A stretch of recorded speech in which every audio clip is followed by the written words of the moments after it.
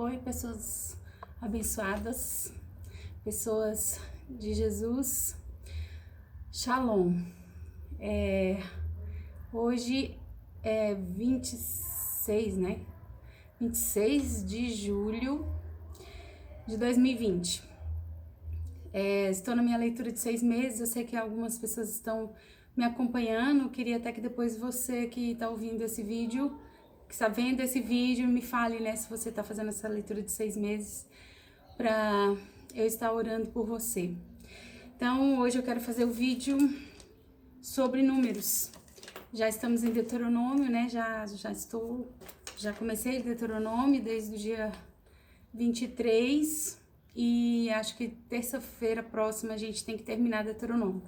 Mas só hoje eu consegui arrumar um tempinho para fazer esse panorama aqui, esse resumo de números. Já tô com tudo aqui anotado, né? Muita coisa aqui anotada. Tô aqui com a minha Bíblia de estimação, já tá bem velhinha. Eu tenho essa Bíblia desde antes de eu casar.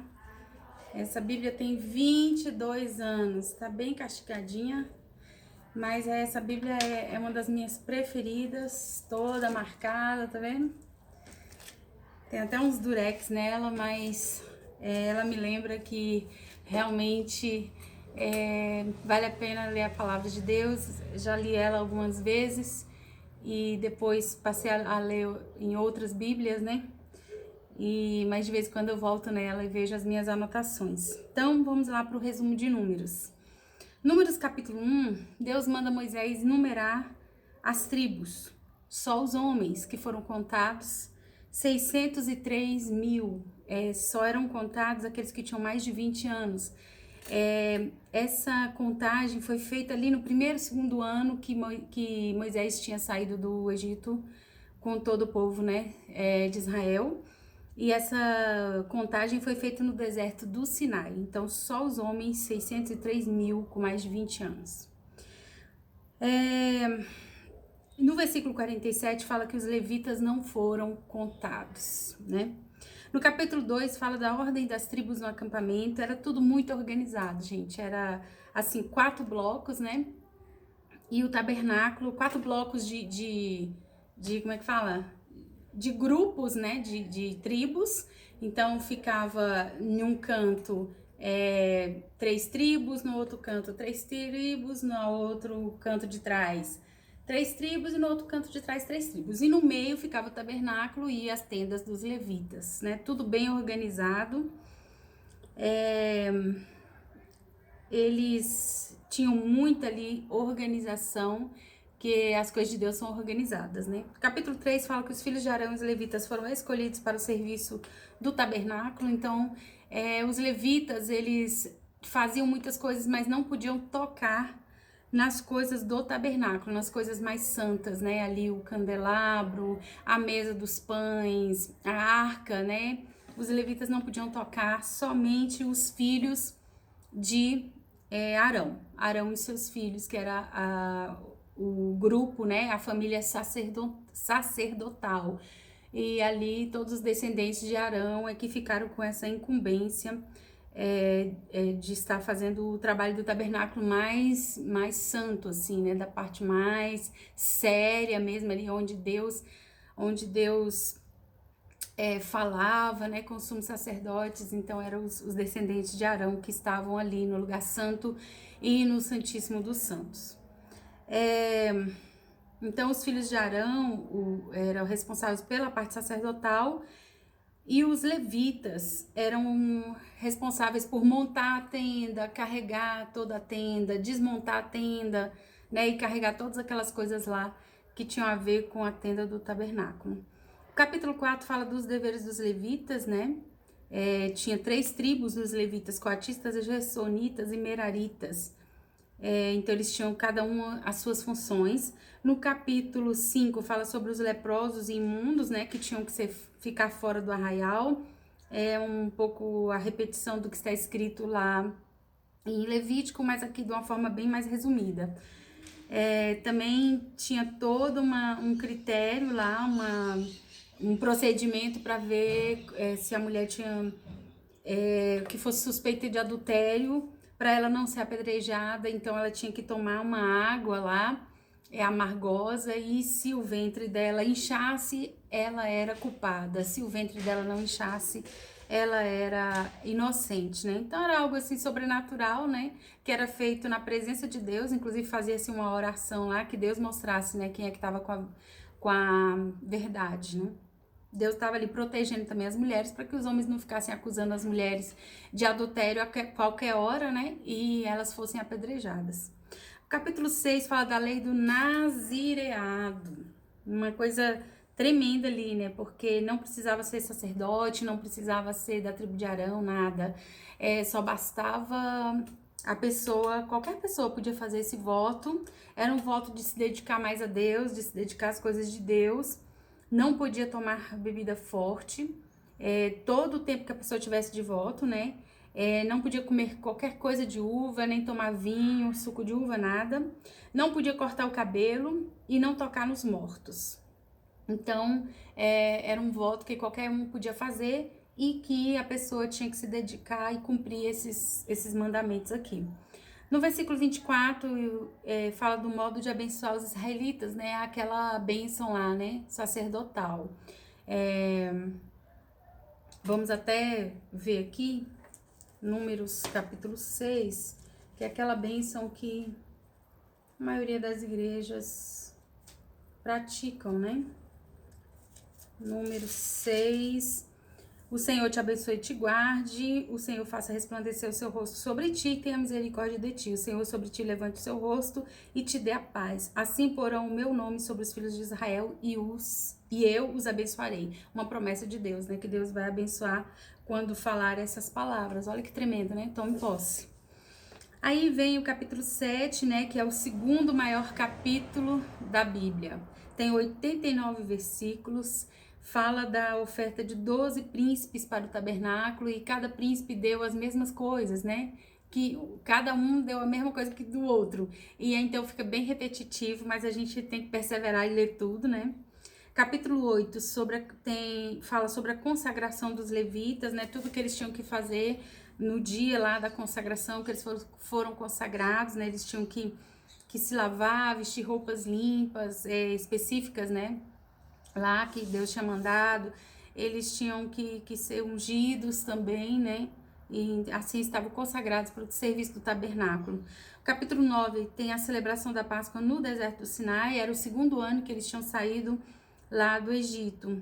Então, ali estava a nuvem, né, do Senhor sobre o tabernáculo, eles já tinham montado o tabernáculo. E de dia ou de noite, fala lá que se a nuvem se movesse, eles partiam. Então, era a forma deles saberem que não era mais para ficar naquele lugar do deserto, era para passar para um outro lugar. Aí a nuvem de Deus saía, né? Começava a andar, saía ali, e aí eles tinham um tempinho lá para arrumar toda a bagagem, desfazer as tendas e andar até onde a nuvem parasse. Capítulo 10 fala sobre as duas trombetas de prata, né?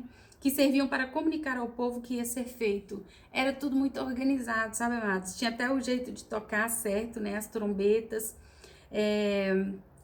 Tinha o jeito de tocar lá que era para fazer reuniões. Tinha um outro jeito de tocar que era para eles saírem, né? Dos acampamentos sair para mais uma jornada. E eu gosto muito do versículo 35 do capítulo 10, que Moisés falava bem assim, quando começava a sair a arca, né, para mais uma jornada, aí Moisés falava assim: levanta-te, Senhor, e dissipados sejam os teus inimigos. Aleluia, glória a Deus, que o Senhor se levante, né, em nosso favor. Amém? Você pode declarar esse versículo sobre a sua vida, sobre a sua casa. No capítulo 11, Moisés fala ao povo, né, que o cargo dele está muito pesado, e aí Deus mesmo traz uma solução. Deus fala para escolher 70 anciãos do povo, né, eram homens com mais de 50 anos em geral, e eles então ali foram para a presença de Deus junto com Moisés, e eles receberam do Espírito Santo junto ali com Moisés, e eles profetizaram, mas eles profetizaram só aquele dia, nunca mais eles profetizaram, né? o que pode acontecer, né? Algo que pode acontecer, da pessoa ser tocada em algum momento, ser batizada com o Espírito Santo e profetizar, e depois nunca mais profetizar. Não se preocupe se você nunca mais profetizar, isso pode acontecer, né? Não quer dizer que o Espírito Santo não esteja em você, porque tudo é para a glória de Deus e tudo tem a ver com os propósitos também de Deus, né? Deus enviou, né, nesse capítulo 11, as codornizes para resolver ali, que o povo estava reclamando que não tinha carne. Capítulo 12, Miriam e Arão se levantam contra Moisés, né? E no versículo 3 fala que Moisés era o homem mais manso da terra, era bem paciente, né? Deus defendeu Moisés e ali naquela situação Miriam ficou leprosa, mas depois ela voltou a ficar com a sua pele normal, porque Moisés intercedeu e Deus ouviu a oração e intercessão de Moisés. No capítulo 13, é aquele capítulo que fala, né, que os 12 homens, né, um de cada tribo foram espiar a terra de Canaã, levaram 40 dias para fazer essa espionagem, né, mas só Caleb e Josué tiveram fé, né, e no capítulo 14 mostra que os 10, né, os 10 representantes das outras tribos tiveram um discurso bastante negativo, né, e fez com que o povo quisesse voltar para o Egito. Deus disse que eles estavam tentando a Deus, e Deus ainda falou assim, que eles tinham já murmurado 10 vezes, essa era, né, a 10ª vez, e só Josué e Caleb, então, entraria na terra prometida. Foi nesse momento que Deus falou que os 40 dias que eles levaram espiando na terra ia virar 40 anos no deserto. Então, Deus trouxe-lhe essa sentença, mas lembrando que enquanto eles estavam no deserto não faltou nada, Deus não deixou que eles passassem fome, nem a roupa se gastou. Amém? No capítulo 15, nós vemos aí a repetição de diversas leis, né, que estão lá em Levítico. No capítulo 16, está escrito sobre a rebelião, né, de Corá, que ele era da tribo de Levi, Datã e Abirão. 250 homens de todas as tribos de Israel se levantaram, quiseram o sacerdócio no lugar de Arão, né, no lugar ali de Arão e seus filhos, quiseram disputar que eles também tinham direito a serem sacerdotes, e eles estavam então se levantando contra Moisés e Arão.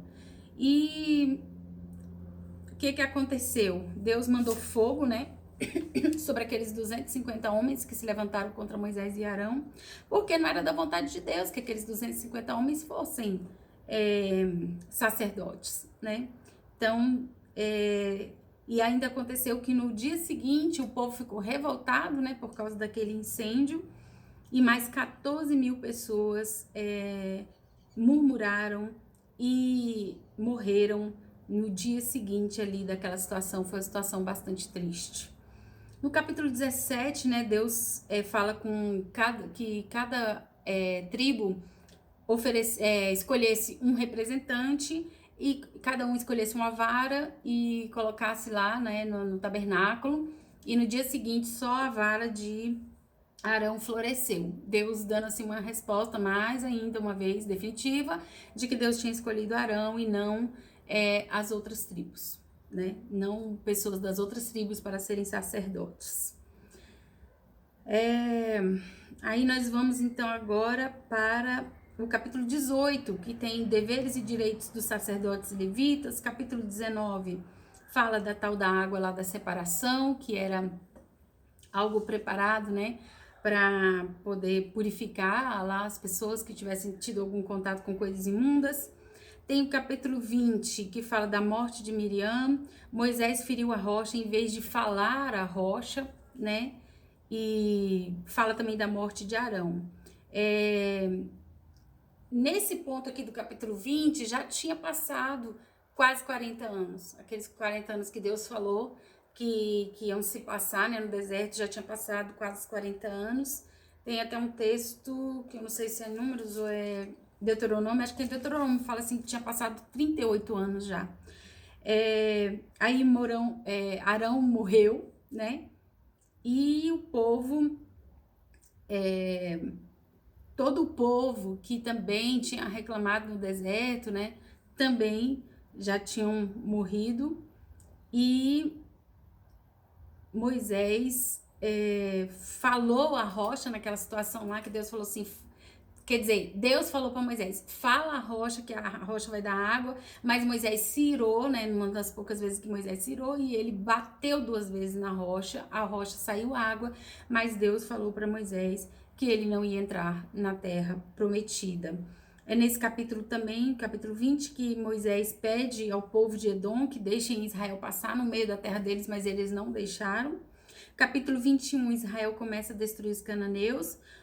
O povo reclama do maná, eles falam do maná como pão vil, e Deus envia serpentes, né, no meio deles, e várias pessoas morrem de serpentes ali, com as picadas, né, mas Deus também traz uma solução. Deus fala para Moisés fazer uma serpente lá, acho que de bronze, e aí ele levanta num poste, né, aquela serpente, e todas as pessoas que olhassem para aquela serpente seriam curadas, e realmente foram curadas. No capítulo 22, 23, 24 e 25, fala da história de Balaão, de Balaque. Balaque era um midianita, né, um rei midianita, que comprou Balaão, que era um profeta de Deus, mas estava corrompido. Ele comprou Balaão para que Balaão fizesse maldições, né, contra o povo de Israel, mas Deus controlou ali a boca de Balaão, e Balaão não conseguiu profetizar contra o povo de Israel, mas Balaão fez uma coisa terrível, porque ele deu conselhos, né, para os midianitas fazerem com que as mulheres midianitas se envolvessem, né, com os homens de Israel, e assim foram cometidas o pecado da prostituição, né, da mistura ali, que Deus não queria que se misturassem, e também não era casamento de jeito nenhum. Então as mulheres moabitas levaram muitos homens de Israel a adorarem os falsos deuses, né, a se afastarem do Senhor. Aí no capítulo 26 fala da segunda contagem de Israel, homens mais de 20 anos. Essa segunda contagem foi já, como eu falei, já quase beirando os 40 anos que eles estavam no deserto. E nessa segunda contagem tinha 601 mil homens. Essa contagem não foi a mesma contagem lá do início, mas teve um número bem parecido, né? Na primeira contagem foi 603 mil e na segunda contagem foi 601 mil. Versículo 63 a 65 fala: destes não havia os homens que morreram no deserto, ficou só Caleb e Josué. Então, mesmo morrendo todos aqueles homens no deserto, né, toda aquela geração, mesmo assim, 38 anos, 40 anos depois, tinha o mesmo número de pessoas, né? Deus estava abençoando ali o povo, estava se multiplicando no deserto, com todas as dificuldades, mas eles estavam se multiplicando. Os capítulos 27 a 29 fala sobre as heranças, né? A lei das heranças ali, das tribos. Deus falou que Moisés ia morrer. Josué foi escolhido como sucessor de Moisés, né? Deus deixou bem claro que o sucessor de Moisés era Josué. E também fala um pouco sobre holocaustos e ofertas específicas nas festas solenes, na Páscoa, na festa dos tabernáculos e outras festas lá, que eram festas solenes, né, diante do Senhor. No capítulo 30, fala sobre o voto das mulheres, né, que era invalidado ou pelo pai ou pelo marido, se eles não concordassem, mas era uma forma também de proteger as mulheres, né, porque elas poderiam se complicar, né, se elas fizessem um compromisso que depois ia dar problema em casa, né, então Deus já considerava que se não houvesse acordo, né, entre a filha e o pai, e o marido e a mulher e o marido, então podia ser cancelado esse voto. Capítulo 31 fala, né, que o povo de Israel luta contra os midianitas apenas com 12 mil guerreiros, né, 1.000 guerreiros de cada uma das tribos, apenas 12 mil homens se levantaram, venceram 5 reis midianitas.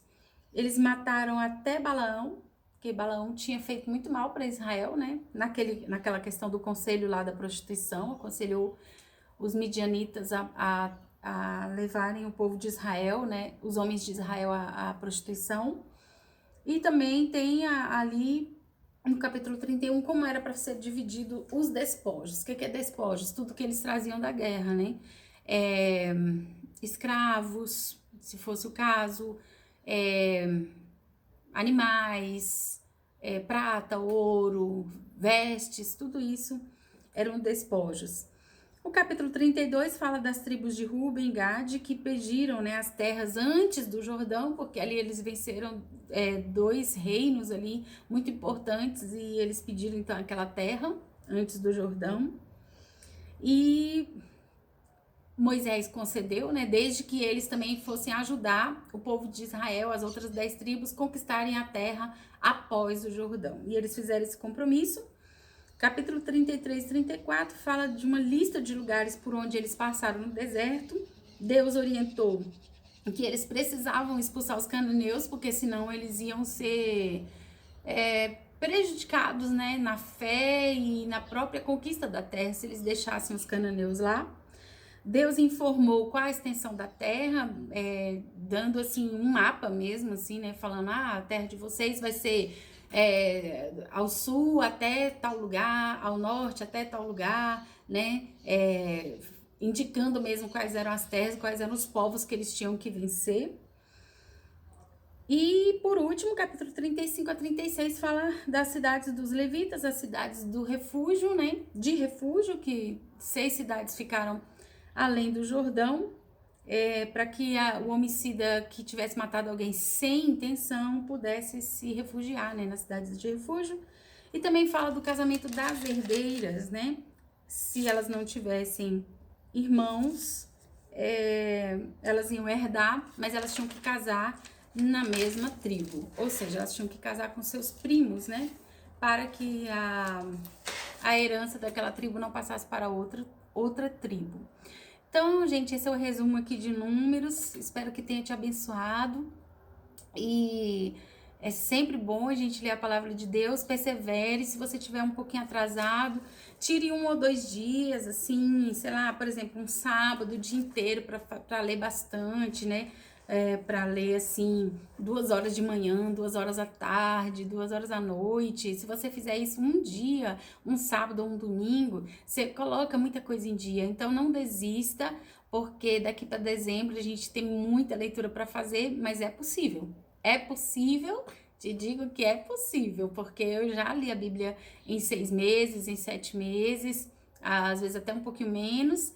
E a minha filha, que é adolescente, né, Ana Regina, já leu a Bíblia toda em 30 dias, já leu a Bíblia toda em 42 dias, então é possível. A questão é que alguns dias você tem que se esforçar mais, alguns dias você precisa tirar mesmo aquele tempão, assim, né, 2 horas, 3 horas, para realmente colocar tudo em dia. Então faça isso, tô orando por você, e eu espero que você me dê o seu testemunho, né? Comunique comigo para falar que você está tentando e no final você me fale que você conseguiu e nós vamos, assim, glorificar a Deus juntos. Amém? Um abração. Tchau, tchau. Deus abençoe a todos. Que o Senhor te abençoe e te guarde. Em nome de Jesus. Amém.